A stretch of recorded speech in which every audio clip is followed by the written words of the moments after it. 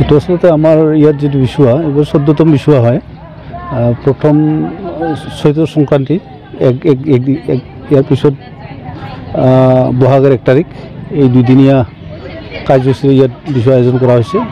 আৰু বিশেষকৈ কোচ ৰাজবংশীসকলৰ নিজস্ব কৃষ্টি সংস্কৃতি ৰীতি নীতি পৰম্পৰাৰে আমাৰ প্ৰাক আহোম যুগৰ পৰাই এই বিচু উৎসৱ পালন কৰি থকা হৈছে। গতিকে সেই ক্ষেত্ৰত সেই একেধৰণে মানে এই বছৰ বিচুৱাটো উদযাপনৰ ব্যৱস্থা কৰা হৈছে। ইয়াত বিভিন্ন মানে লোকশিল্পী আধুনিক শিল্পী সকলে আহিব, বিভিন্ন নৃত্য গীত বাদ্য বাজনাৰে পৰিপূৰ্ণ কৰি এইখন বিচুৱা উদযাপন কৰাৰ ব্যৱস্থা কৰা হৈছে। শিল্পী হিচাপে কোনটা থাকিব? শিল্পী হিচাপে আমাৰ স্থানীয় শিল্পী আছে, লক্ষী ৰায়, ধৰিত্ৰী ৰায়, প্ৰীতম কোচ ইত্যাদিকে ধৰি ভালে কিছু আমাৰ স্থানীয় শিল্পী আছে। ইয়াৰ বাহিৰৰ পৰা অনাৰ কাৰণে আমাৰ প্ৰস্তুতি চলি আছে। কৃষ্ণা দেৱী তেওঁক আমন্ত্ৰণ কৰা হৈছে আৰু ইয়াৰ বাহিৰে যদি আৰু কাৰোবাক পোৱা যায় সেইটো প্ৰচেষ্টা চলাই থকা হৈছে। আপোনালোকে গুৰুত্ব কি ওপৰত দিব? ছাপ'জ এতিয়া মডাৰ্ণাইজ হৈ গৈছে, থলুৱা সাংস্কৃতিক ক্ষেত্ৰত বেছি গুৰুত্ব দিব নহয়। একচুৱেলি কথাটো হৈছে কি কোচ ৰাজবংশীসকলৰ যিটো সংস্কৃতি এইটো মানে বৰ্ণাঢ্য সংস্কৃতি। এতিয়া ক'ব গ'লে মানে অন্য জাতিগোষ্ঠীৰ কথাটো আমি বাদ দিছোঁ। কোচ ৰাজবংশীসকলৰ নিজস্ব কৃষ্টি সংস্কৃতিৰে যদি আমি সঁচা অৰ্থত বিচুৱা পাতিব যাওঁ তেতিয়াহ'লে আমাক 3 দিন টাইম লাগিব।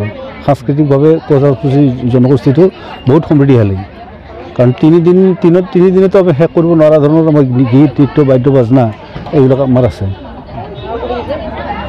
ঠিক আছে, অনুভৱ হৈছে। আচলতে আপোনালোকক আজি ধন্যবাদ। বিচুৱাখন আমি খুব সোনকালে আহি পালে, আচলতে সোনকালে নহয়, বহাগ মাহ আহিছে যিহেতু আমি বিচুৱাখন পাতিবই লাগিব। এই বিচুৱাখনৰ জৰিয়তে আমি আচলতে আজি এই যি আপোনালোকক আজি কুশন নৃত্য যি দেখুওৱা হ'ল, আচলতে আমি কুশন নৃত্যটো আমি বিশ্ব দৰবাৰত লৈ যোৱাৰ কাৰণে আমি প্ৰচেষ্টা চলাইছোঁ। সেয়েহে আমি বিচুৱাৰ জৰিয়তে বা আমাৰ আমাৰ যি কলা কৃষ্টি আছে, কলা কৃষ্টিখিনি বিশ্ব দৰবাৰত লৈ যোৱাৰ কাৰণে প্ৰয়াস কৰিছোঁ।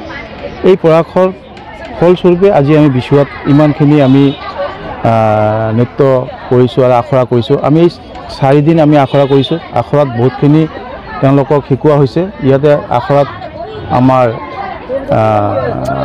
তেওঁলোকক শিকাইছিল আমাৰ দিলীপ ৰায় বুলি এজন শিল্পী আছে, তেওঁ শিকাইছিলে।